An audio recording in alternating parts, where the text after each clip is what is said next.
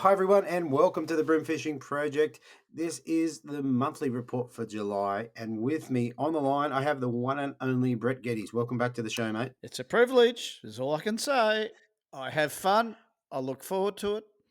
Let's get rocking. Let's get rocking, mate. We've got a lot to get through. All right, I'm going to run. I'm going to run through all the upcoming comps for July. I'm going to do a little bit of a recap of the Swains Reef trip. Georges River Hobie had a little mishap on the water, which hasn't happened before. I haven't told you about, I don't You think. haven't? No. And, a bit more on the baby vibe, which has been going really well. And also the Force Lures giveaway for the guys that joined the collective in the last little Oh, while. this will be good. Mate, what about yourself? What have you got for us? Oh, okay. Let me plant a few seeds. I've got a lot of fisheries talk. I've been locking horns with on a Zoom meeting with fisheries about stocking. I bumped into the guys that were doing the net survey trawling jobbies they do every year in the Gippy Lakes. Third time I've bumped into them now, and I watched them pull up a net. Lots to talk about that. And a good mate of mine is an eel netter in this area, and he pulls up stuff in his fyke nets that not many people would see. And so a bit to talk about there. Deethy, I've got to talk about numbers. I've been Wow. catching fish. Today I sent you a little video as a teaser. It's not just me. It's myself and my good buddy Rick. We've had 4 incredible sessions. Anyway, there's other mates that have been fishing local, and I'm talking Holland's Landing and Lake Wellington and Latrobe and a few other areas. There's that. Going to talk about the collective again because we had a great session last week. Fantastic. I just sit back and I don't have to talk. Pretty hard for me. Just absorb being a sponge. That's been fantastic. And other stuff. Look, Georges River, I was quite impressed with the results there. And whatever else pops up. What about Mate, you? Got more, or what? Have you got more to add to your repertoire? What's your go? mate, I think that'll probably wrap us up. But there's a fair bit there, a lot to go through, and I think maybe a little bit of crossover on the two sets of topics. So, mate, let's roll the intros, and then we can get straight into what's coming up in July. Grass. All right, here we go. Welcome to the Bream Fishing Project. This is where you need to be every Tuesday to find out all the latest tips and tricks to help you target bream on lures. You'll get to hear from some of Australia's elite bream competition anglers and see how they were able to achieve their results in competitions around the country. Now, here's your host, the 2019 Hobie Kayak Fishing World Champion, Andrew Deeth.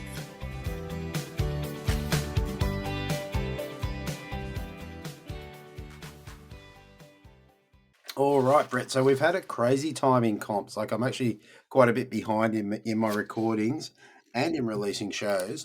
But for July, a little bit quieter, so is kind of good in some respects. Breather. Yeah, a bit of a breather for everybody. I think a bit of a break in the year sometimes good. On the Hobie schedule, we don't have anything scheduled for July. Same with Vic Brim. They're having July off. The New South Wales Tournament Series, now they are going to Foster. So for the guys that are up there fishing that, we will have 2 recent Foster rounds, so 2 ABT Foster rounds just being released out in the Bream Fishing Project. So a little bit of information in there, as well as the last year's Hobie round is really good.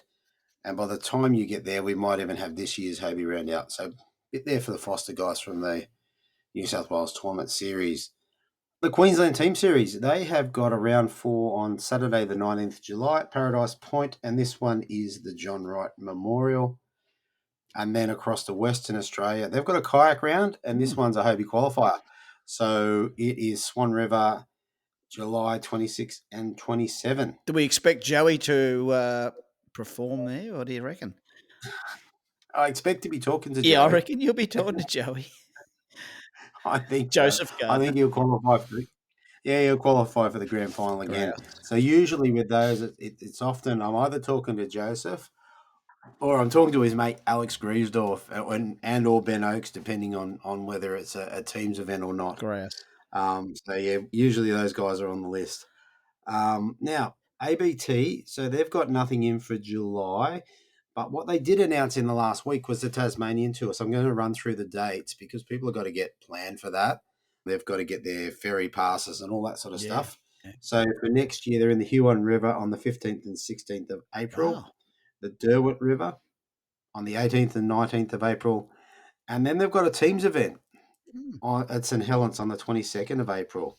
And for all your details, you can jump across to abt.org.au. East Coast Bream Series, they're having a quiet month. One thing I remembered, Yeah. I don't know whether you got to listen to the show the other day, but I spoke to Stephen Pryke. He had a bit of a moment. I think I know where this is going. I heard a little bit today. Go Prikey. Yeah, go Prikey. So Prikey, how do I put it? He basically stepped off his boat. He's had an old man moment, and he's only a young fella. He did. I mean, I'll let people listen to the story. He landed. I think he landed the fish and then went up to the thingo and stepped straight off the boat in over his head. I think at least it was towards the end of the comp hours or half hour to go, and I think he suffered a bit of chill because it wasn't a really nice weather day either, was it? Apparently, No, it was horrible. I think in the interview he might have said it was the last sort of 15 minutes, and they just fished it out. And yeah, okay. so Well done, yeah, Prikey. but Yep, you that's it, made the mate. monthly report. That's exactly right. Exactly right. Cool story. Legend. All right, mate. Let's move on to Swains Reef. So I went up there Yeah, had to go. right in the start of June. Yeah, so basically we went up to Swains Reef with a bunch of ET's mates and a few people that just applied to be on the charter randomly, which included, I think there was maybe 5 women, a couple of guys' wives that were on the boat, as well as a couple of girls that had come along on their own, and left their partners behind. So that was an interesting mix. That's cool. And seeing some women that could really fish was very cool. Like they really got into it and they really loved it, which was nice to see.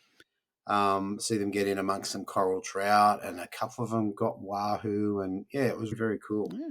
Okay. Now, this trip was 7 days out at sea on the Big Cat Reality, and in that you basically sleep in bunks on either side of the hull. Little bunks, so not big, not a lot of turning room there. And that was pretty good. I mean, as you know, I was a bit sick on that trip, yeah. a bit seasick in the beginning, but that wasn't the thing. I was actually sick. And the first 3.5, 4 days were a bit rough. Okay. But we kind of got through. There was some fun stuff. I did see some, and I might be able to even show you this. One of the things that surprised me was the abundance of sharks. Oh, Mate. Disappointed or surprised? Oh, well. Did they get your fish? Like, were they? They ate my fish. They really ate my fish. So yeah, let me just share screen. I wonder if they tune in to motors and boats, and you think at some point they would register that being. It's a bit like the seals down here in Welshpool. As soon as you turn up, when you shut your boat down and start casting, they just come barreling in.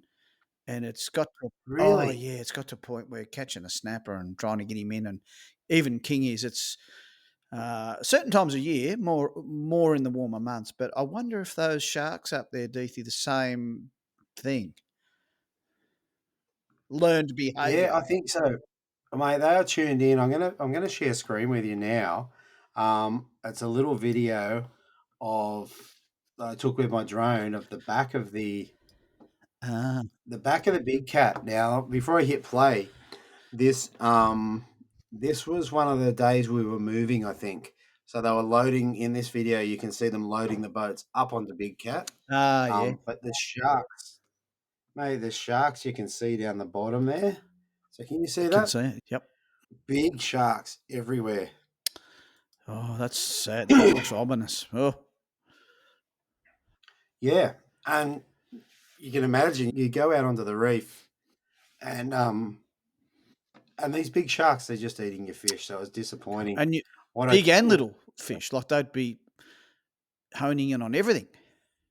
That's right. I think they were honing in on everything, whether it was coming up or going down. Wow. They were definitely into it. Okay, look, there was a couple of really good things there. Big Cat, you come in every day and all your meals are all done. Mm.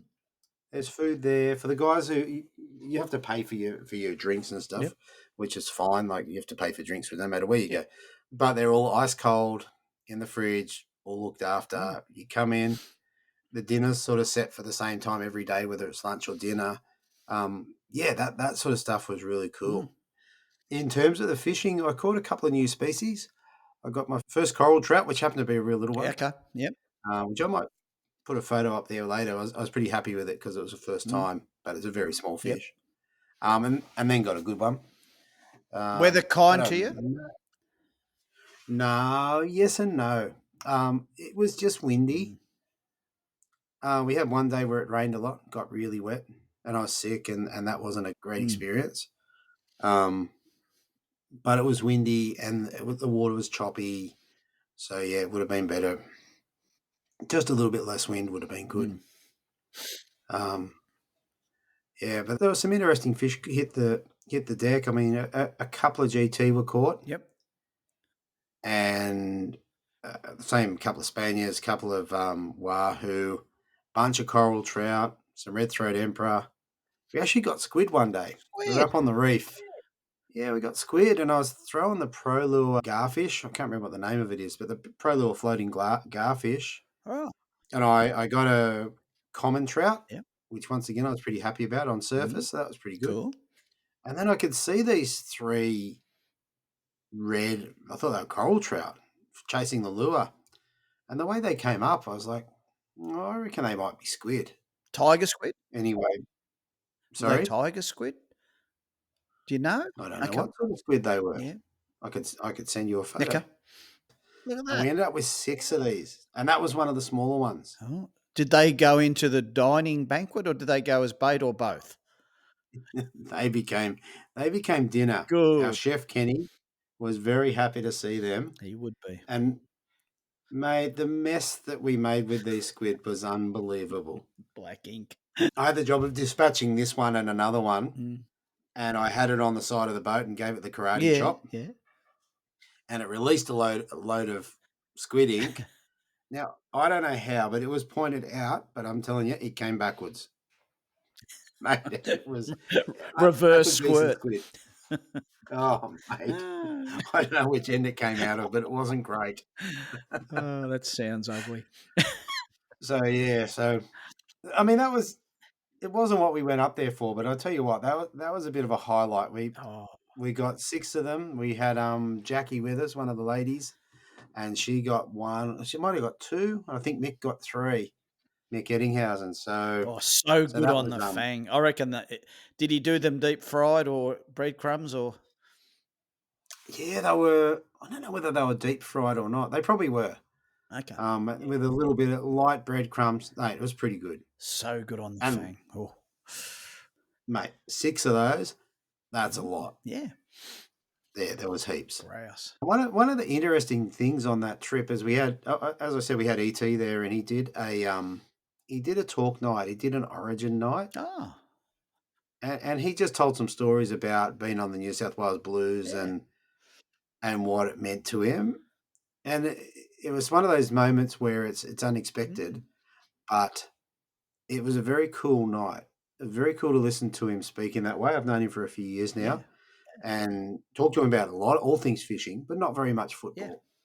So that was definitely a surprising highlight, which even if you had told me we're going to do that, I wasn't prepared for it. So yeah, that was very cool. And nice for him to give up of himself, to make the effort to do that, because he probably didn't have to.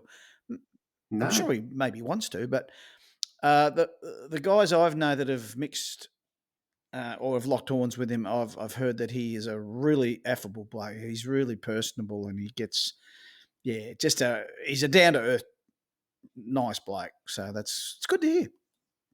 Yeah, he really is, and he got Yeah, you could see how much the blues meant to him. 20 years on or 25 years on, whatever it Yeah. is, still close to his heart. Oh, that's good to see. Yeah. So that's Great trip, all in all. that was pretty much the Swains. Yeah, it was really interesting. Being sick wasn't great, No, um, bit unlucky. but I kind of pushed through as best I could. Couple of red throat emperor. I'll show you to wrap out. I'll find a photo of the red throat emperor and show you that Okay. because that was pretty cool too. And that'd be good on the fang. Yeah, we bought some fish home, so they cryovac them all there on the boat. They cut them all up, filleted them, cryovac them, pack them in foam boxes for you, and you get to bring it home. How good's How that? good's that? All right, so there you go, Brett. There's my red throat emperor, and I was making the same mouth as him. How big's that fish? Is that like a 2 kg fish, or is it bigger? Or Yeah, he'd be. Oh, yeah, he was like 62, 63 centimeters. So probably 3 kg, every bit of that. yeah, so Deep. good Yeah, fish. okay. And good on the fang. Yeah, and he was going, oh, that's what he was saying. You're doing the same. So the people who want to see that, you'll have to have a look on YouTube. Love it. Yeah, it looks good. Yeah, so there you go. So that was Swains, mate. How good's that? Oh, blessed to, like, once in a lifetime, really, to get away for a week like that. And yeah, fantastic. Yeah, no internet, no phones, nothing. Win-win. Win-win. Yeah.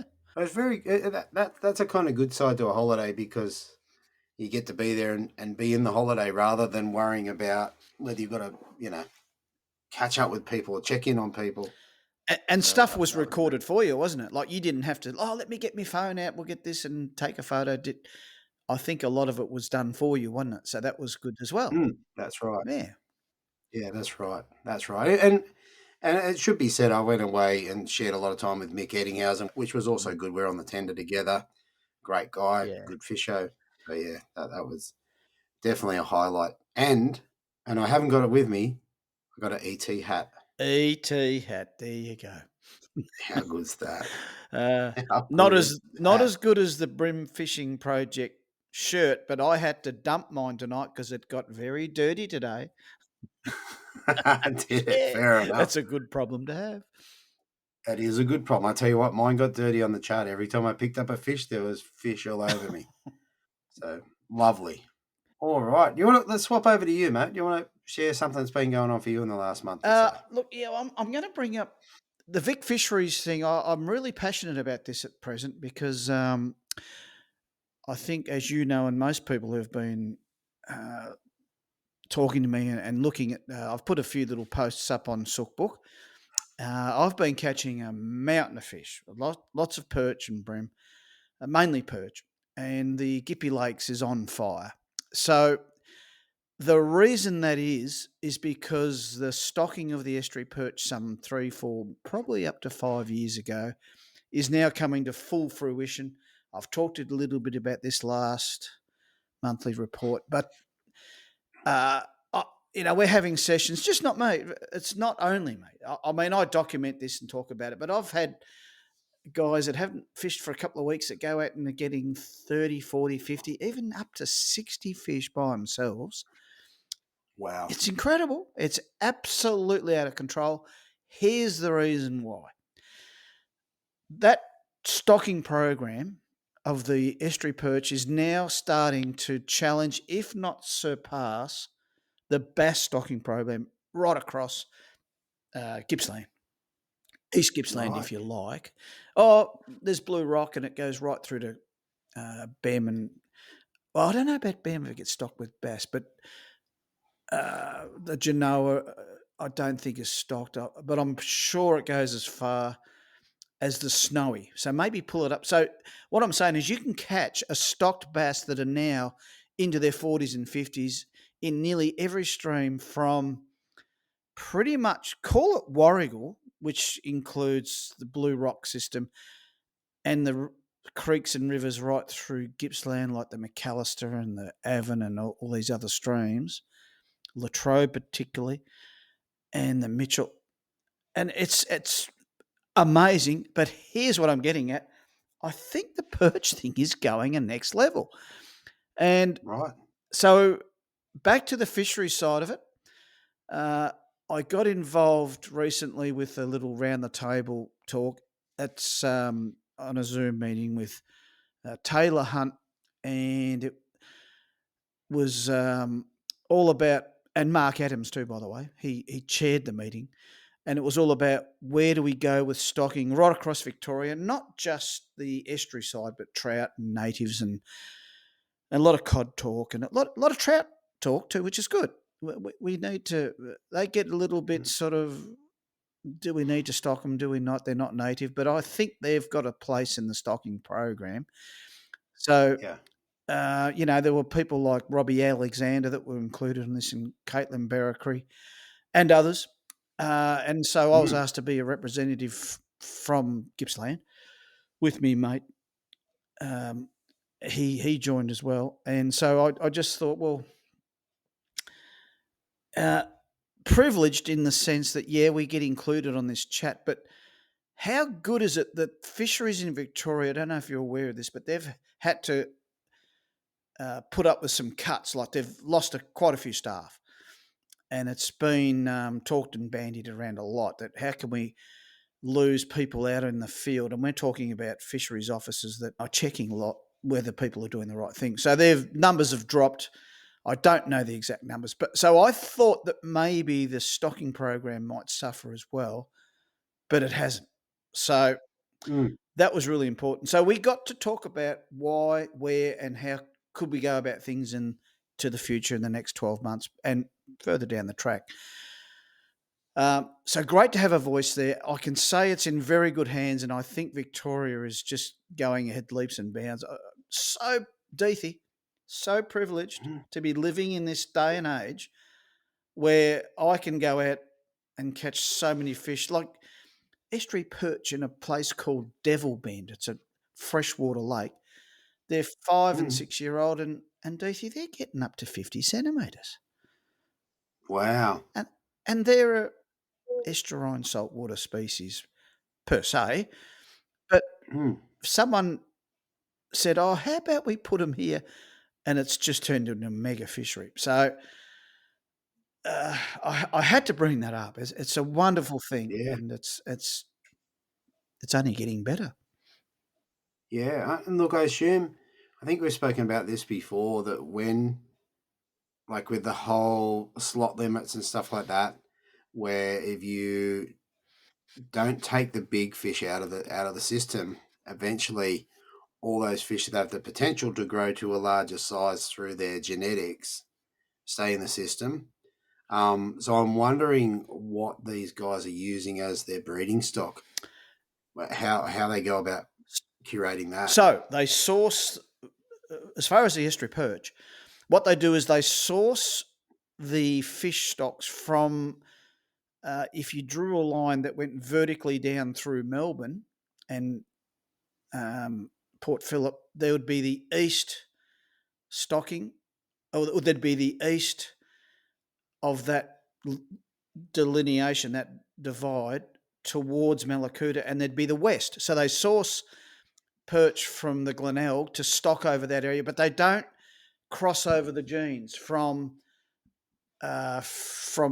east to west. So what they're trying to do is keep that genetic stock and that strain pure. So they do that. So Okay. so they source them mainly, I think, the Snowy and also Anderson's Inlet. I know they get a lot of perch from that area, and so that when they go back to Narooma, where they on-breed these fish and induce them to breed and shed eggs and whatnot, um, then they go and stock them into that eastern zone and the western zone. So that's how they do that.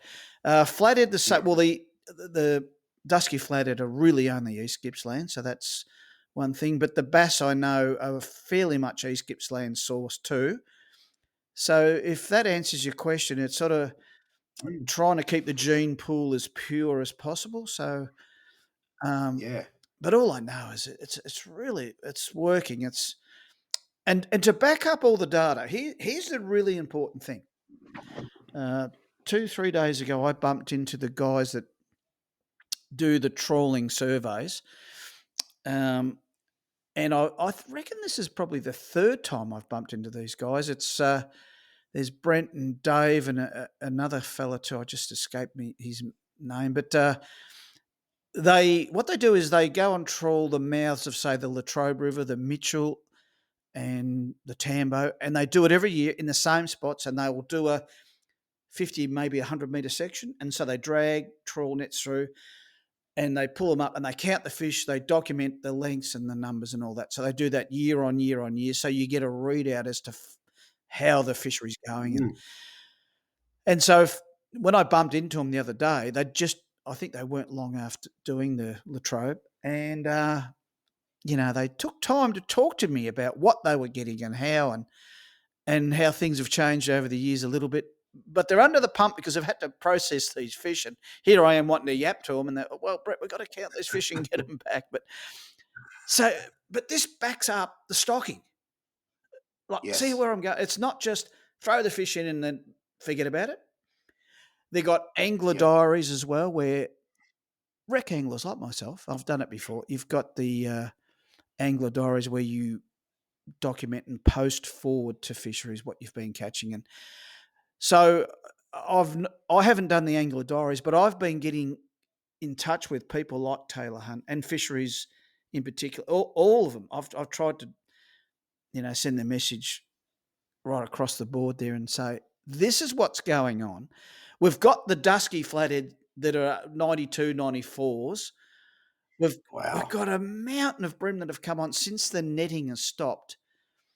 Yeah. And I know I keep talking here on what's going on in the Gippy Lake, but give me another couple of minutes. I'll get through it. I've got a good buddy, Mickey D, who's an eel netter. He uses fight nets in Lake Wellington.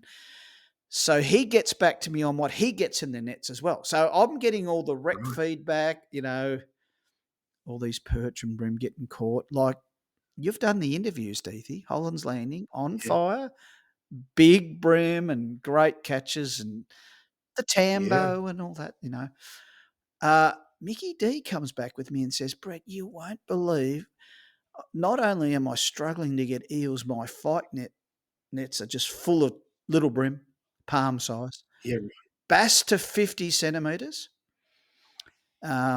Yellow belly that's another whole different story, that one. That's not a stocking thing. That's an escapee from years gone by, but they keep on growing in numbers.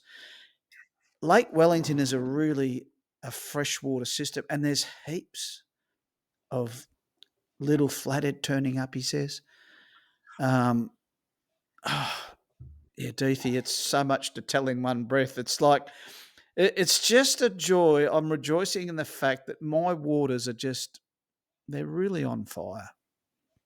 Yeah. I mean, how good is it when you step into the water and you look down and there's half a dozen little flathead, like tiny little flathead.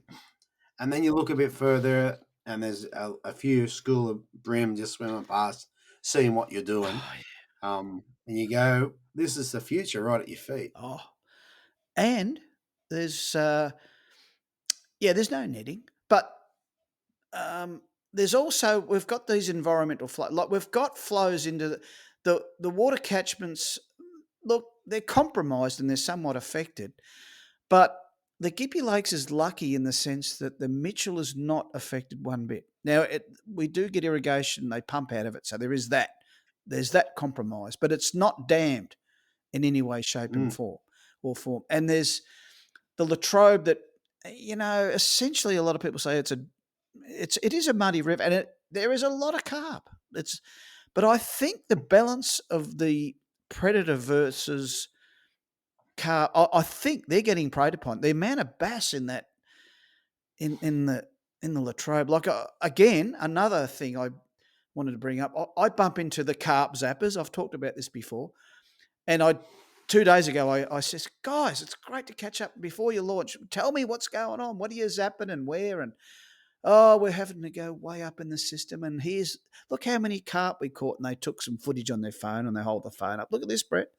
Oh, yeah. Have a look at these big bass that we're seeing and yellow belly. And I'm going, it's a great time to be alive. And as much as the carp are a scourge, Yeah, I just wonder if they're going to release that disease. I don't know where that's all at the minute, but I'm going to talk further on that down the track. I want to do homework on that. So, oh, Deethy, you know what I mean? It's just, I've had to take notes. It's been incredible, mate. You will tell us now. I know you've had some amazing sessions, particularly in the last couple of weeks. So what's going on there? Rightio. So I've teamed up with a good buddy, Rick Formica, and he's semi-retired. I'm retired, but he gets out when he can, whenever he wants, pretty much. So we pick the right days and we go on the right weather. Me good buddy Anthony Havers, he's still working, so he's picking his days. Otherwise, I'd probably be out more with him. But Rick has said, Brett, I'm free. When are we going? What are we doing? So I want to document 4 trips in particular over the last nearly 2 weeks, not quite. The 4 trips included, and we document this, and Rick's like me. He's a counter, and we say it out aloud. So we know these facts. I can't make this stuff up. You're Right. So 4 trips, here it goes. First trip, we got exactly 100 bream. 100 fish. I got 60 EP and 5 bream. Rick got 29 EP and 6 bream. So there's exactly 100. Wow. So it ends up being 100 because we don't stop until we get the 100. It's not like, Okay. oh, so how much do we get? No, we're counting. 97, 98. Rick, we can't go yet. Let's get the 100.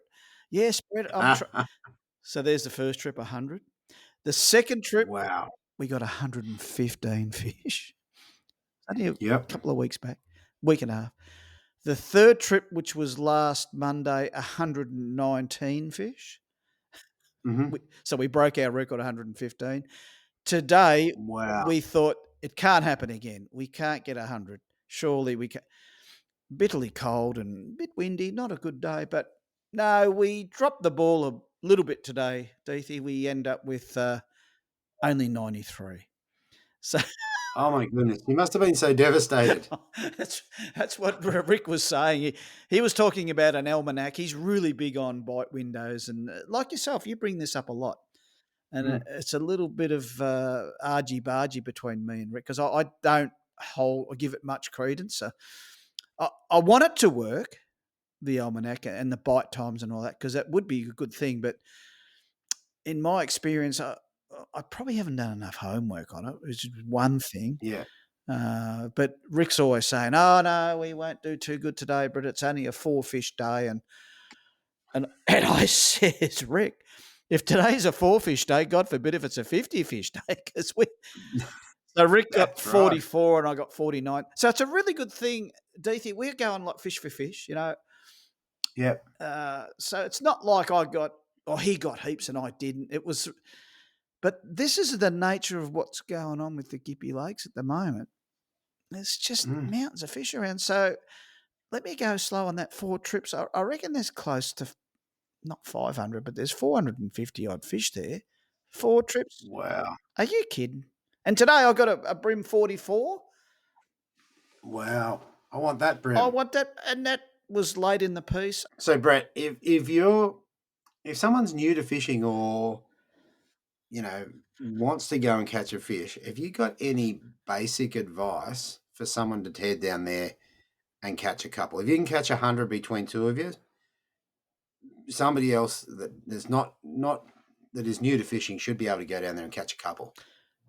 So, yeah, I can expand on this really easy. So let's pick a spot. Now, it's called Eagle Point. It's where they launched the Hobie event some months back, last year, I think. Now, there are people there that are turning up that are very new to fishing and thinking, well, I've heard the fishing's been fantastic. What do we do? Throw a soft plastic? Will we throw blades off the bank? So they turn up, and where you launch, there's a platform you can stand on, you can cast out. It's the very top end of the silt jetties. This is a perfect example of how easy this is to do. So people are rocking up there, and they're not at all switched-on anglers. And I've got first-hand accounts on this, not myself being there, but a couple of friends. Anyway, so there's people casting plastics. What sort of soft plastic will we put on? It doesn't matter. So they're getting flathead and bream and the odd perch, just casting off the bank. And kids, you've got a knot there, and the lure falls down. And, oh, we got a fish already. We got one. Yeah. Now this is happening pretty regular, and Yeah. Wow. further to that, there's a lot of bait angling going on too in the area because everyone's hearing this, and every so often someone says, "Oh, let's try a lure," and they're Mm. working. And for newbies to turn up and get 6 or 7 fish, which I think is quite within the realms, Yeah. you start now getting hooked for life. And kids, and it's not always that easy. And there's snags, and there's failure, and there's all the rest, and crappy weather, and all. Like, it is winter. Yeah. But to answer your question, does that go some part into it? Like, even at Holland's Landing, off the wharf there, it's a Yeah. big platform, fast water, and yeah, some days are good, some days are bad. But people are picking up fish there on lures, but particularly on bait too. Yeah. Just old point. Yeah. So So, it sounds like, yeah, they could, if people go down there and go to your local tackle shop and grab a few soft plastics, could be a squidgy wriggler, a hurricane yeah. sprat, or whatever, and go down there and have a go. You'll be a real chance. And there's me tongue off the jetties there. Leon's talked about that, the amount of bream and all sorts of species, particularly salmon and little pinky snapper and that. This is how alive the whole Gippy Lakes is. It's a wonderful thing. It's really good. It's really good. I know that when people, like, it's okay for you to go out and catch 50 fish or whatever. That's amazing. But sometimes for somebody who doesn't catch a fish to go and get one or two or five, Yeah. that's amazing. And let me add another one. Sam Johnson, he is a fellow I worked with some time back, and he contacted me and said, "Brett, I really haven't fished for a good year and a half. I've only ever really caught one fish on a blade. What am I going to do? Where am I going to go?" I said, "Well, this is what I've been doing. You've got the Lake Wellington and Latrobe." He took the boat out. He hadn't had the chance to set the electric up, and he went out probably 3 hours or so. He got 10 fish. He got some beautiful bream, a couple of perch, and he caught a ludric on a blade, a big one. Yeah, Now that's hard. a good one. Yeah, It's hard to do. And he got yeah. back to me after 2 or 3 hours and said, "I've had the time of my life." He said, uh, I've broken all my records. I've caught fish," and he's caught 10 fish, Wow. and that's it's still a lot. And like years gone by, for me to catch 10 fish would be great.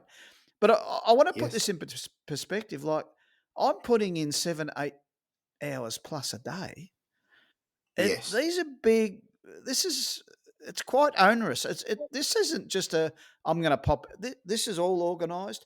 I'm in the shed preparing lures and rigs and that for 2, 3 hours. So there's the hours that I put in, and all the years of homework, Yeah. so there's a backstory. The reason we get these numbers is we fish so hard and so often. I've fished so far this year, I think 83 days. There's Wow. something wrong with me. That's it. That's it, mate. It's crazy. I think you touch on a good point though. It's like I know from my own, and I've spoken about this before, but it's still important. Mm, When I go and fish a competition, I tie all my new leaders. mhm. I make sure I've got leader stock next to me. I've got hooks. If I've got hooks that are dodgy, even slightly dodgy, I replace them. Yeah. So when I go out, everything is pretty much as perfect on a comp day as I can make it. Do you pre-glue your plastics with super glue? Okay. Sometimes, I reckon sometimes that's I do glue them yeah, on.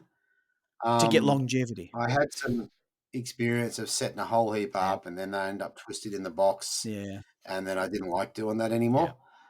So yes and no, but a lot of really competent or maybe exceptional anglers do that. But what the preparation Oh. is a big part of it, and this is why there's lots of times I catch more fish in a comp than I would on the day after, Mm, because the day after I just throw the kayak in. mm. But for comp day, it's rigged up. The hooks are sharp. Everything's ready.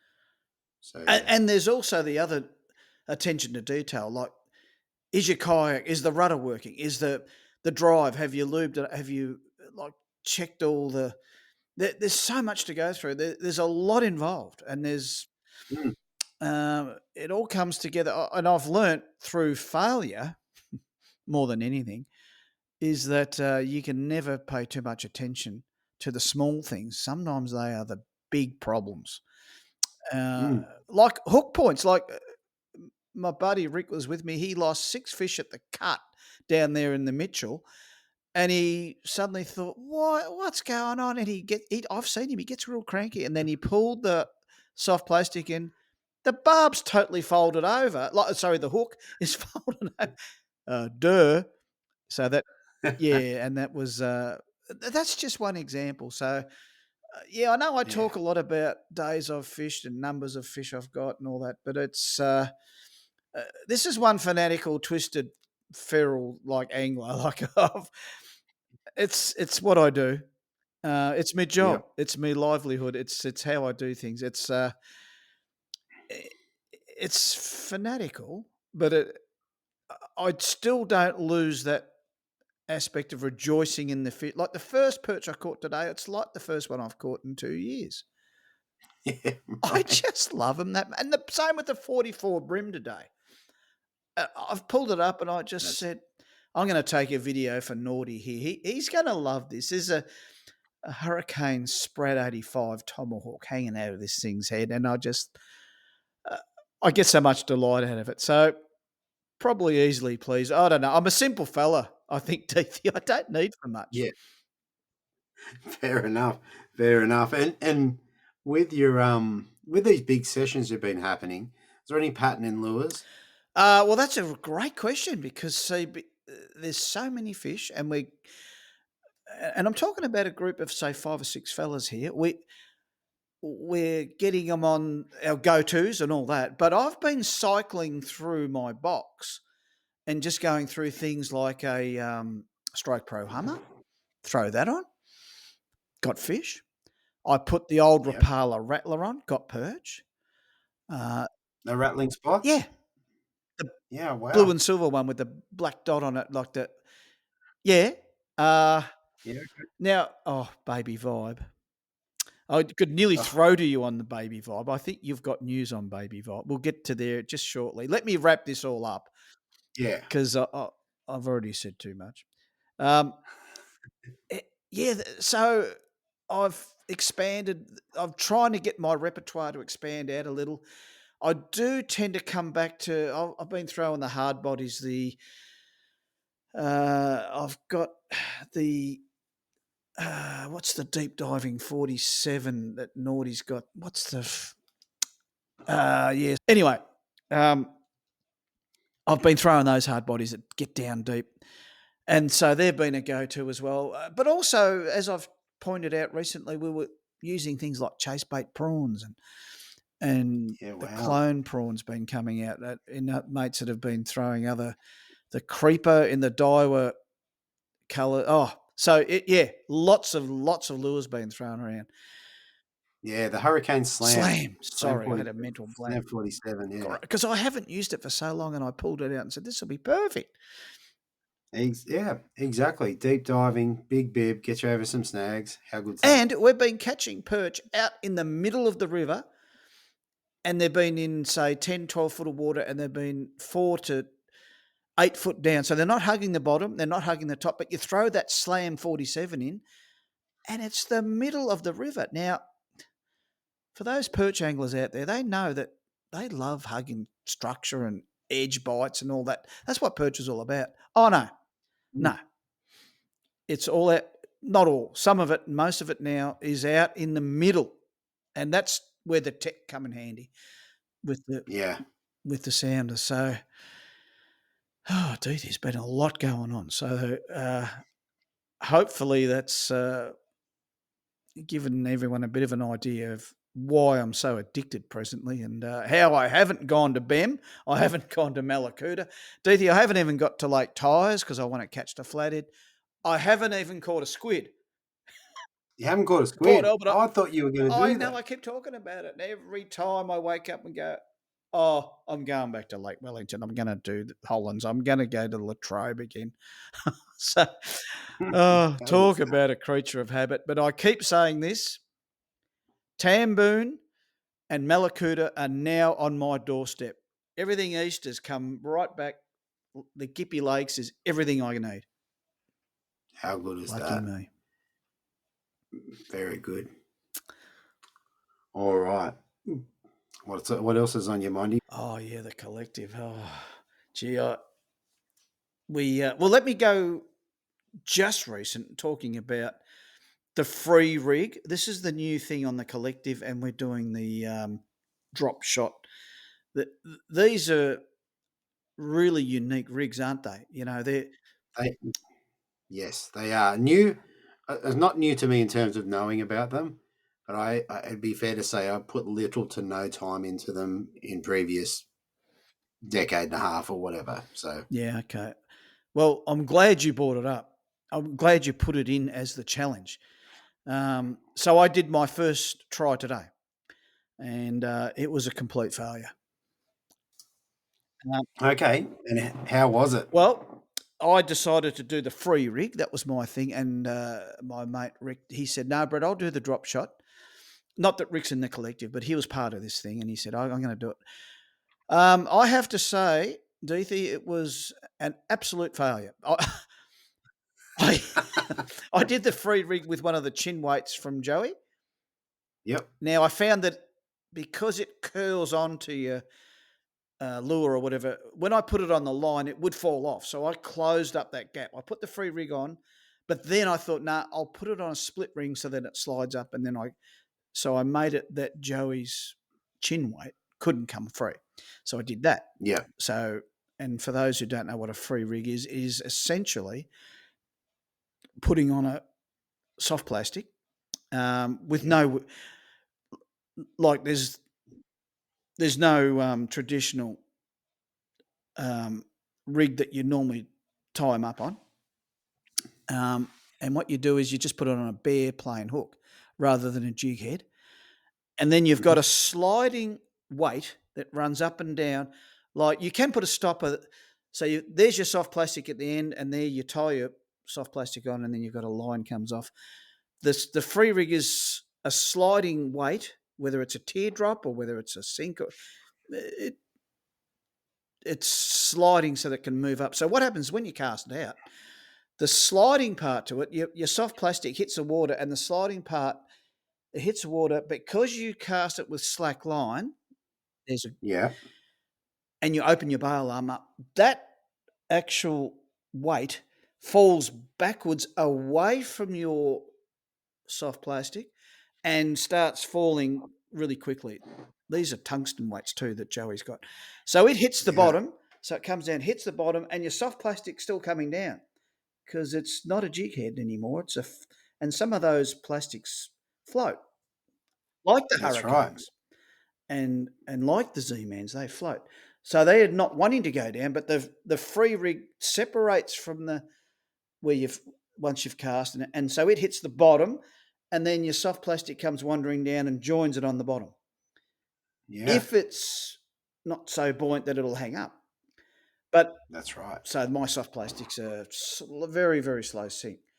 Anyway, so I've done all that, and so you can hop it up so that the weight comes free again, and the process repeats. So it was all new to me today, and I thought, yeah, I'm going to get this sorted. So my second cast only ever using the free rig, bang, I'm on. Right. And I'm saying, Rick, I'm going to take a video for Deethy. This is unbelievable. Second cast. And it's a perch, I can tell. He got off. I said, who cares? This is a new eighth wonder of the world. What a ripper, free rig. Let's go. 25 minutes later, I couldn't wait to get it off. There you It go. wasn't working. I don't know, Deethy. I don't know. And Rick's quite versed in all this stuff because he's done all this, and he was coaching me and said, "Oh, what have you got? Is it running up and down the line?" It just didn't work. And then Rick took over. He said, "Oh, I'm going to try the drop shot," and he tried his bits. We couldn't get him to eat and bite, and then we'd go back to our normal jig heads and smash them. Right. Couldn't work it out. So the anomaly is it wasn't a fast flowing water scenario. Sure. Like Leon pointed out, he was in the Straits, fast flowing snags, and so it was nearly dead calm water. Um, Mm. the Latrobe's not flowing fast, and we're fishing a little bit of lake water too. So we're dropping them down, and there's no flow. So I don't know whether the fish were tuned into it, or I just thought that it's the same soft plastic I've got on my jig head, but it's just a bit different. And I'll just catch up with the free flowing weight and just fish it like a normal jig head. It'll sort of do that, surely. Yeah. Dude, it didn't work. And Yeah. I tried and tried. I went back to it. So Yeah. Well, it's going to be interesting. I've got homework. Interesting. Got homework. Exactly. Over the next month, because Yeah. in the meeting we had, we've got guys that are catching fish on this. One guy, Ben Monforti, Yeah. he that's pretty much all he does. That's very true. And look So at the success he has. that's right. That's right. So Wow. it's going to be. I think it's going to be so good over the next month, 6 weeks or so, to see how yourself goes, and not just you, but Mm. everyone in the collective, to see what sort of results we can get and work out. Just dial this technique in. I think it's definitely it based originated in Japan. Yes. The Americans took it on. Yeah. It's about time we learn how to do it in Australia really well. Oh, hey, Deethy, I see the application. I see the merit. I understand logically it has to work and it will work. I've just got to make it work. And it could be circumstantial in what I was doing Hmm. today. It just didn't compute. Fish aren't programmable. It's not. It just so turned out like even Rick with his drop shot jobby, and he ended up using a jig head for this bottom lure, and on his drop shot he had another rig polymer knot up further, Yeah. and he was getting a lot of fish on that, Right. particularly the bottom. So it's a double rig, Yeah. Yeah. soft plastic, tied vertically like it's 90 degrees off the line. Yeah. He's second soft plastic. He's had the one on the bottom, traditional, and the other one's tied tight to the line. So, yeah, he was getting quite a few and said, okay, Brett, well, that's working. Let's go and try this and that. Mm. So, I put a fair bit of effort in. I would have put about 90 minutes into it all up and Yeah. got quite frustrated. But hey, that's fishing. I'm not going to knock I'm not going to stop. I won't let this Mm. beat me because Leon won't let it happen. He's going to be No, on that's my right. case now. Uh, That's exactly right. so, One of the yeah. one of the interesting applications they have for the free rig is, like I said, the Americans fish it a bit. Mm, They fish it in the grass. So mm, where there's grass yeah. cover. So they basically have their drop shot weight, teardrop, whatever it is, their lure pinned off the back of it, Yep. and they'll do what they call pegging it. So they'll put a stopper up here. So there's only so far that lead can travel away, or the tungsten can travel away from the Yes. plastic, and then they throw that into the grass. So this drops on a open bail arm, drops like a stone, and if that's pegged, it's going to pull that plastic down through the cover. Mm, So I noticed on the Georges River up here, we've had floods in the last probably a month yeah. ago, but there's still scum on the top, like big areas of grass and tennis balls and all sorts Wow. of stuff. And I thought with this rig, we'll be able to throw into middle of that and potentially pull what doesn't matter what it is, but a prawn or a soft plastic down through that. There has to be fish under that. Yeah. And it gets So free time exposed to open water and not snagged with a jig head straight on the bottom, bang, it's all over. that's right. It'll just waft down. So you've got all this scum on the top, and then all of a Yeah. sudden, a prawn or a bait fish or something just starts coming down. Mm. I reckon if there's fish under that, they're going to have a crack at it. Oh, 100%. And we know it works. I'm going to make it work. There's no doubt. Today's failure only makes things. I'm driving even harder from here on in. I Right. thought it'd be a shoe in, to be honest. So I was quite shocked with the dismal failure today. I was really shocked. But telling you how it is. It was just, This is good. yeah, Well, it's the learning curve. I've got a challenge for you, Yeah. Brett. So after listening to Leon speak the other night, Mm. he was talking about hopping this through snags. Yeah. Yeah.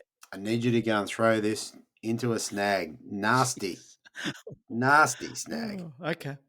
I know it's going to make you sad, No, nothing makes me but with sad. your Oh, it's all with, learning. with your 17-pound, it's hard to break it off. That's a problem. But I'll get there. So, I'll beat it. look, it was a really interesting conversation with how he was able Oh, to manipulate that over the timber and feel it, obviously with a lot of use. mm, Like it'd take a while to learn how to do that, and hop it up over the structure and feel what it is. And he talked about you kind of hop it up, and then when you get to the top, just pop it over the top, yeah. and that would often induce a strike. And I think Oh, particularly in those waters down there, the Tambo and all the structure and stuff you've got, yeah. sounds pretty good to And me. he could discern whether he was pulling that tungsten weight over rock or timber. His Yep. communication to that hooker. See, this is next level. This is soft plastic fishing. Like this is, it's not 101. This is like No. 601. It's, uh, I've got, I've got some homework. Is where I'm going, Deethy. And so Yeah. I'll get there. It's a bit like when blades first arrived 15, 18 years ago, whenever it is now. I declared I can't use these things. They're crap. This is, I declare this is fair dinkum. How could Brim eat metal? And I had to throw that whole idea out. And then all of a sudden I went, aha, I get it. And then bang, look what's happened. Well, That's it. so that'll happen, And but it's going to take time. I can't always talk about joy. I have to talk about it. Today was septic on that new setup. Oh yeah, I caught a heap of fish today eventually, but I had to abandon the new challenge. Anyway, watch this space. I was going to say there'll be a reason. We couldn't work it out today. Even Rick was flummoxed. He just said, "Brett, this is bizarre," and he's got history with all this stuff. He's done all the YouTubing and tied up all the rigs months and years now. Anyway, it was good to have his input. Is all I can say. If I was by myself, I would have said, "Oh, I don't know what's happened here," but he backed it up. So, yeah, that's my spin on that first little try. Oh, very good, very good. Well, like I said, look forward to seeing what happens in a month's time, or when we next speak. Yeah, for sure. What about you, mate? Now, Let's get back to you a little bit. Have you got a few trips lined up coming up, or have you got something to share? yeah, look, I think there's a couple of things to go through, but I had a little mishap, something that hasn't happened to me before. You haven't told me about this. No, I was fishing. I can't remember what I was fishing actually. I was fishing away, and there was a bit of rain, so I had my umbrella up, As you do. and I was adjusting the umbrella, and I was talking to a mate on the phone, and I turned around and I adjusted the brolly because I was getting wet. It wasn't nice, and I brushed my ear, and I dropped my earbud over, and I had to watch it float away. Oh, And I haven't done that before. I thought I'd tell you about it. that's ugly. So, what's that earbud worth to replace? $100, That's worse than 5 good lures. Oh, okay. 5 good lures, and I watched it float away, and I'm like, I've got a net. I could have reached it with a net, but it was too small. Awkward when Like it would go through the net. So so there you go. gone. Yep, that's it. I was going to say, if Morgo's listening, he'd probably tell me I need to get one of the Enviro. Enviro nets, and then I wouldn't have been able to push it through the water. But Oh, anyway, that's true. With the flow. so there you go. But all right, let's double back to the Hobie round. So we had a comp on our local here a couple of weeks back. It's one of those things. Like I pre-fished a lot before going up to Swains, and I was catching good fish on mussels and crabs and baby vibes, and mate, it was really Yeah, good. right. It was really good. And then went away to Swains. I had the Lake Mac round again, so I was up and away for another weekend, and then I had one pre-fish. I think just the Friday pre-fish. I got a bit of a notification there's some fish upriver. So instead of fishing the bridges where I had been fishing, I went, all right, we'll go upriver. Yeah. And went upriver and just brained them, just Wow. fish. I went, oh, it's hard to ignore that. Mm. It's an hour's paddle, so fair paddle. That's a bit of against current, or is it like With the current. okay? So yeah, but I mean, probably the footnote on that is in the pre-fish on the Friday, I got a kilo fish. Mm. In comp day, I didn't get a kilo fish. That Second hurts. comp day, I didn't get a kilo fish. On the Wednesday afterwards, I went back up there with some crabs because there were some guys fishing up there that did well on crabs, and I got a 38 forker, so like a 42 or a 42 and a half. Oof. And it was a big one. That's It was a good fish. That's trucky. So yeah, it was. Some fish are bigger than others. It was just a big one. As well as jewfish, mate. We get a lot of jewfish up here. Ooh, what sizes?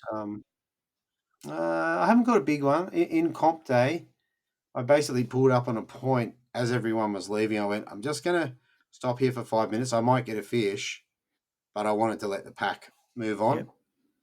So I stopped, and I think second cast, I came up tight on the bottom, but then the bottom took off, and it was about a 75 centimeter dewy. I didn't measure it. Yeah, but you comp boys are pussyfooting around with the 4 and 6 pound. I don't know how you really. It was on 4 pound. Wow. Yeah, it was on 4 pound with a bivvy in the outside of the face, and it pinned him just in the little line above the top of his lip. Yeah. So I mean, cool capture. Yeah. No one was there to see it, so that was disappointing. Bit of time involved there. 10 minutes. Hooking, Yeah, netting. probably 10 minutes to deal with that. So yeah, and then I worked all my big fish areas that I thought I'd get fish all the way up river for like it. I think about 7 k's up river. So a long way. Yeah. No fish. Didn't get a fish. Went up to where we were fishing, and within 20 minutes I was upgrading. Wow. So it was just fish first cast, third cast. Yeah, it was just easy. And Same lure? I was mixing it up. I was mixing it up between a black bivvy and the baby vibe in cockle. Oh, baby vibe. Yeah. The baby vibe. What I've noticed, and I've been doing this for a long time, been talking about it for a long time, but the chin weight is so important on that to me. Like, particularly if there's any flow. Like, you get the lure down faster, you just get more fish. Okay. Where do you hook it up? How? So basically, I haven't got one here, but it's an atomic sticky weights. So it's a little football-shaped piece of lead. You mount it on the front, in front of the front hook point. Yep. Mold it around, bend it, and then I pull it off, and then put super glue gel on it, and then stick it back on. If you just use the sticky, it's just falling off. But it really makes a big difference on catching them. And I've caught jewfish, flathead, trevally, whiting. Caught a blackfish. My second fish in the comp was a blackfish. Grouse. That's cool. So yeah. No, it's terrible. Oh, because it's eating up time. Because I went, I've got one. I've got one. And then I didn't have one. So it was like 35, 36? Yeah, it was a reasonable fish, and it went hard enough to be, if it was a bream, it would have been good. But yeah, that was a good comp. But there was a special thing that we did there. So as part of the collective, I put some money that I've taken from the collective, and we put on the barbecue for the competition. Oh, I saw this on Sookbook. Loved it. How good was that? And I had Jamie and Andy. So my daughter Jamie and her husband Andy. Yeah. They took care of nearly everything. Came down. cooked the barbecue, cooked up 100+ sausages, and got the bread. And I cut the onions on the Friday night, and they did it on the Saturday night. So I got to get some points there. A big bowl of onion, fresh onions, no frozen Yeah, onions. bugger that. But we made enhanced sausage sandwiches. This is grouse. Go slow. All right. So you can find this on Facebook, but it's important. White bread. So you get bread. A roll is better. We didn't have roll. Okay. Roll is better because it's just bit more room. Yeah. But bread, put your butter on it because I'm 54. We have Yeah. butter. Butter's good, man. Yeah, that's it. Butter. Put your sausage in the middle of it with your butter.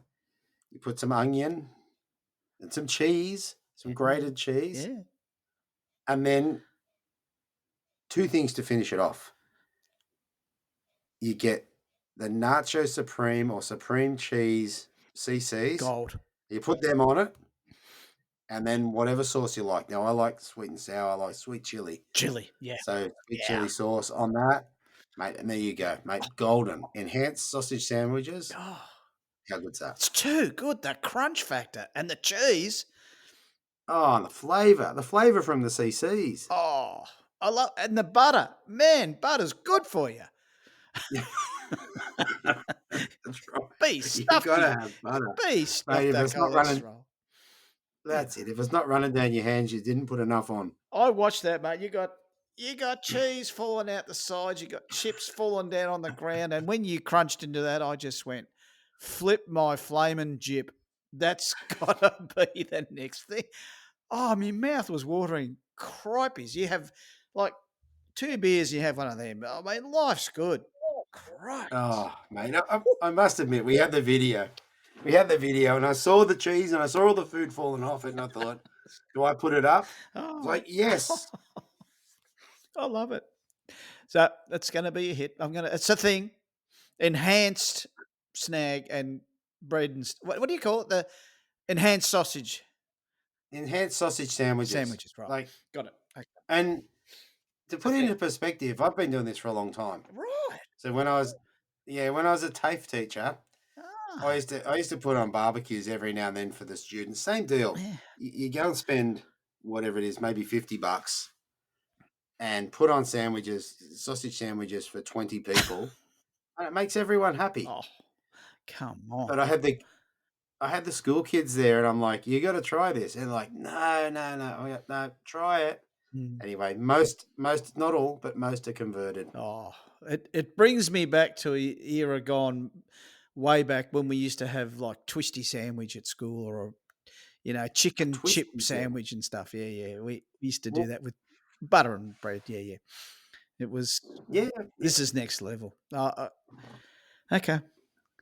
A Smith's chip sandwich, mate. That's very special. Oh, you get and salt, man.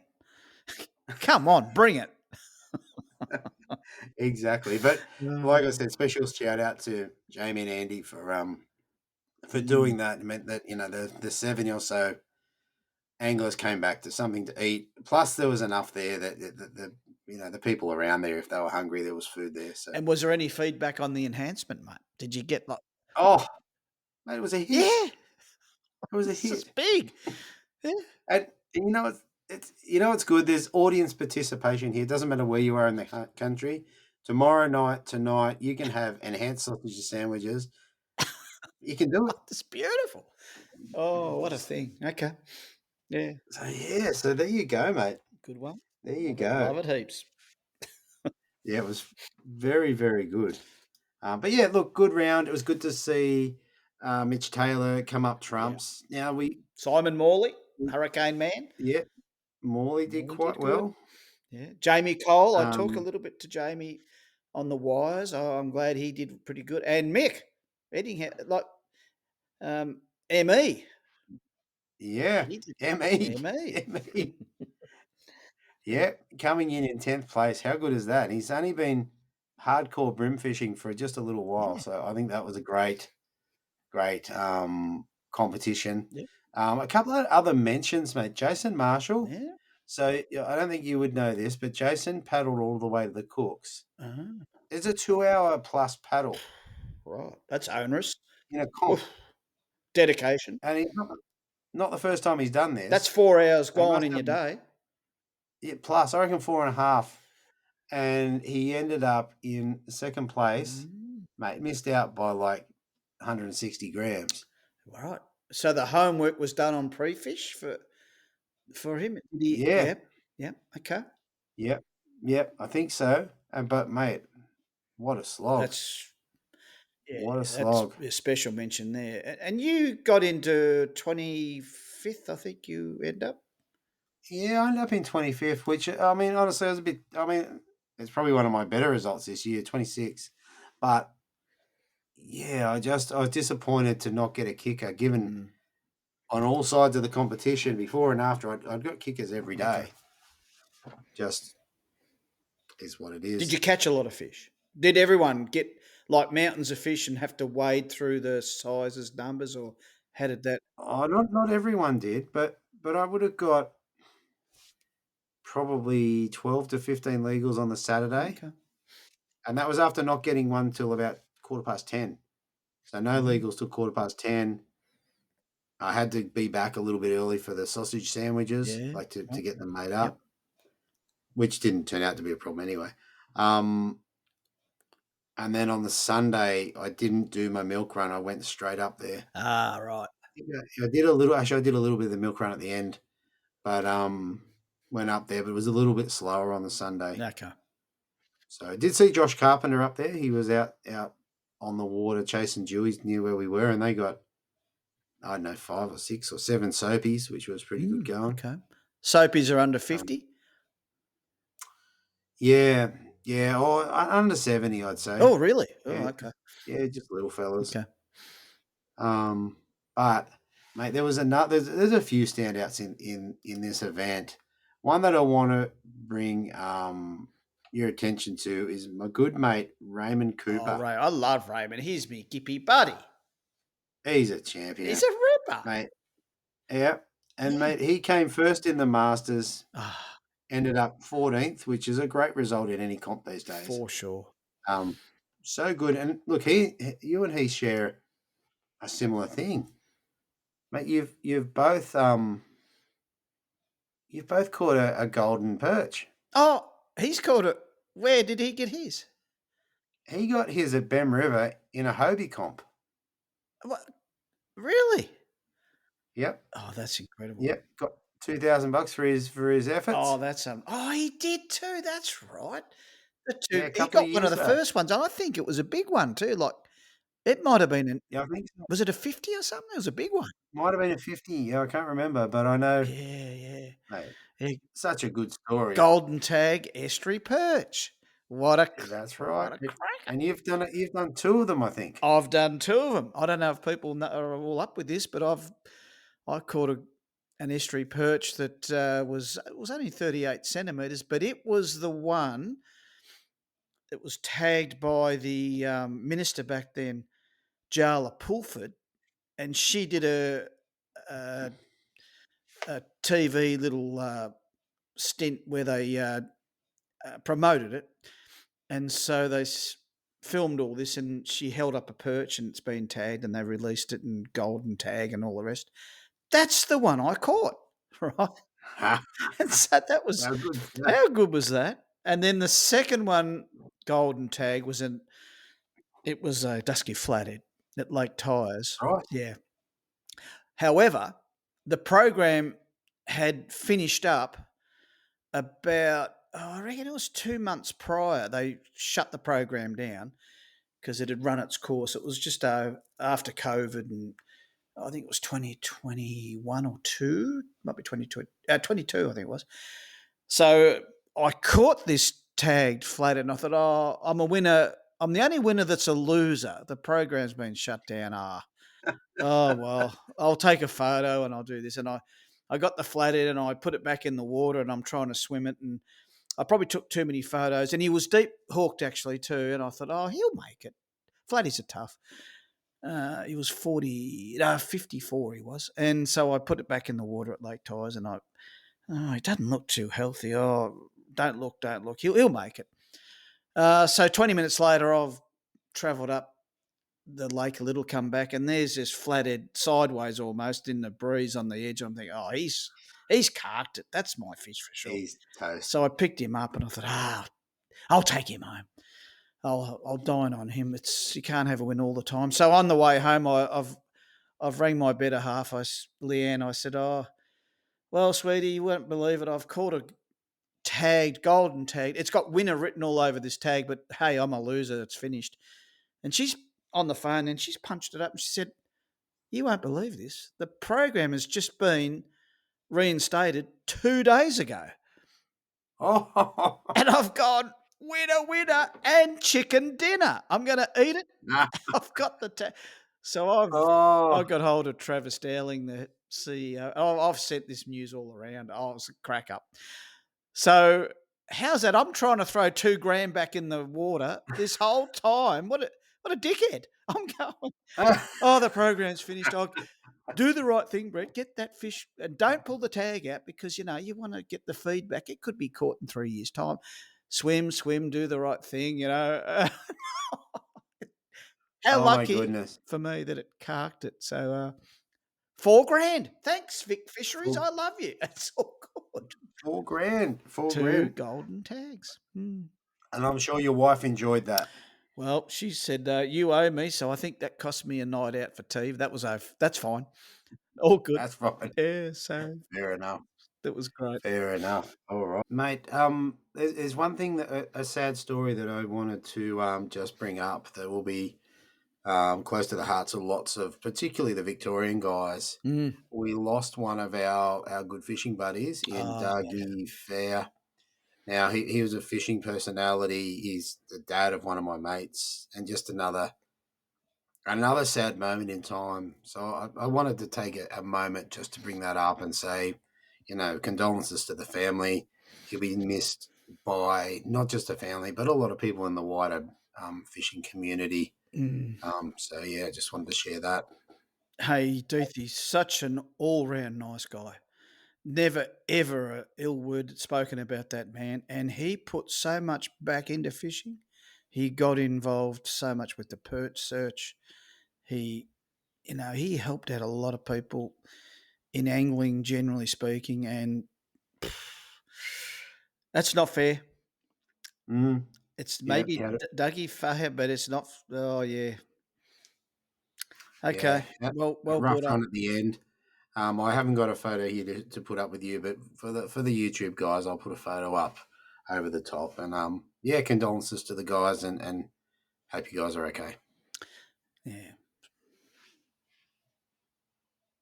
All right, mate. I'm nearly to the end of things here, mate. What else? You got anything else for us? We've still got the Force Lures draw to run through. Yeah, we got to do that. Let's get that rolling. What do you reckon? I'm excited Let's about get that this because we did one for the collective, and it was a did. big pack. We did. Mr. Tran, what's his first name? James Tran. Sorry. Yeah. James Tran. Go, James. And you know what was funny about that? We love James. Yeah. He James did a comp last year, and he'll hate me telling this is a good story. But he did a comp last year where he grand final. He's out on the water. He's doing his thing. He's caught good fish. Anyway, he was running off his sounder time, which was an hour out. So he came back an hour late. How many points do you lose for that? You lose all of them. You're gone. He was too late. Yeah. He was too late.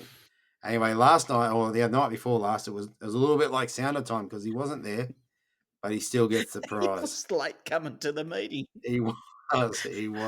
Yeah, so look, a great pack for Force Lures. I'll just grab a couple of those lures. Oh, I loved it. It was so funny. Well, I tell you, but how good for Force Lures to come up with this package. This is a major, big. I looked at it and I was drooling. I'm thinking, I hope I win the package, and I missed out. But anyway. Well, and for the listeners who are not involved in this, we just did a promotion for the collective to give this pack away, this half of the pack away, because I split it in half. And so anyone that signed up after the May monthly report through to now is in this drawer. So that's how that's come about. And I'll just show you just a few. I'm not going to show you everything because there's too much. Just a few things. Some simple grubs, a couple of different colours. Some very cool paddle tails. Yeah. And what I like about these, they're segmented. So you can shorten them up really easily. Like you could go, okay, I'm cutting two of the ribs off or what have you. Yep. So very, very cool. Now, one of our challenges in the collective, we did bent minnows and what have you, and Force Lures sponsored it. And these little ziggies, these were a standout. How long in are terms those, of- DT? Well, that's the length. These ones are 55. Oh, they're 60, sorry. Oh, I like that. Yeah. 60. Yeah. Very good. And they've got a unique gill section in them where the water can travel through the gills. Oh, bubble trail. So very, very, very cool. A few different types of jig heads, worm hooks, weighted worm hooks, and what have. A whole bunch of other stuff. Their little version of the baby vibe. Oh, mate, pretty gross. Yeah. cool. There's equally a jacket here, but it's going to depend on what size the winner is. Okay. Because if it doesn't fit them, it's going to be my jacket. Oh, why can't I get the jacket? Well, yeah, I could send it to you. You can have a Force Lures jacket if that's what you're. I hope it fits my chubby belly. Mate, it'll be just fine, mate. It went round me, so it's all good. Okay. Yeah. I think you There you deserve go. that All one. right. You deserve.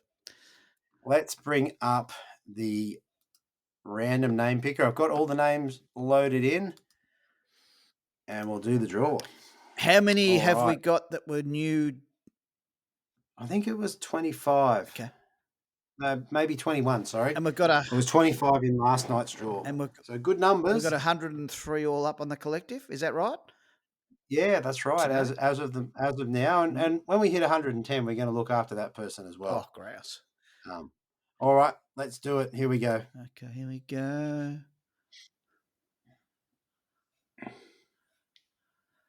Oh.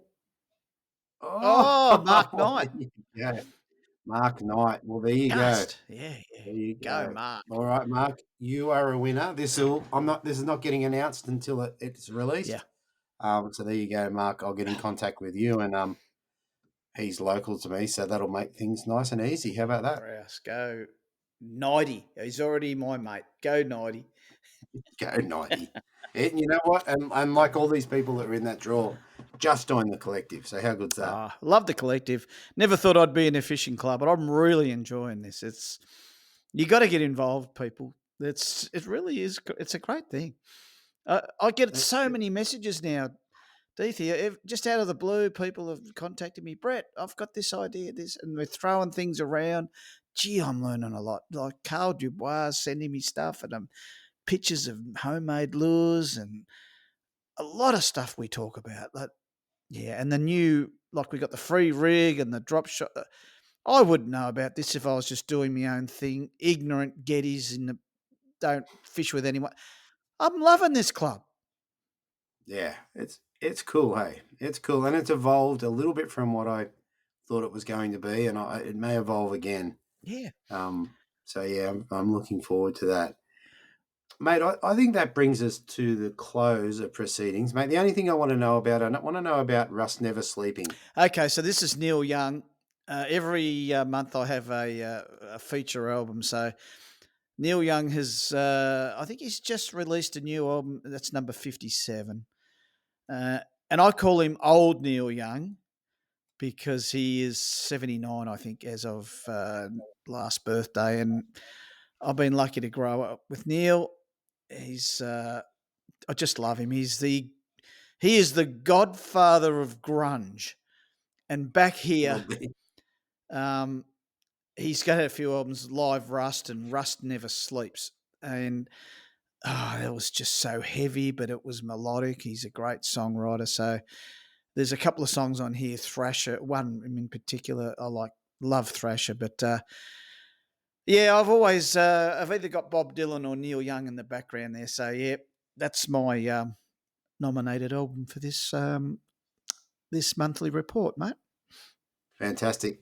All right, mate. If you're done, I reckon we'll leave it there, and we'll have another chat next month? I've locked in lake tyres tomorrow, so next month I should have a report from somewhere different.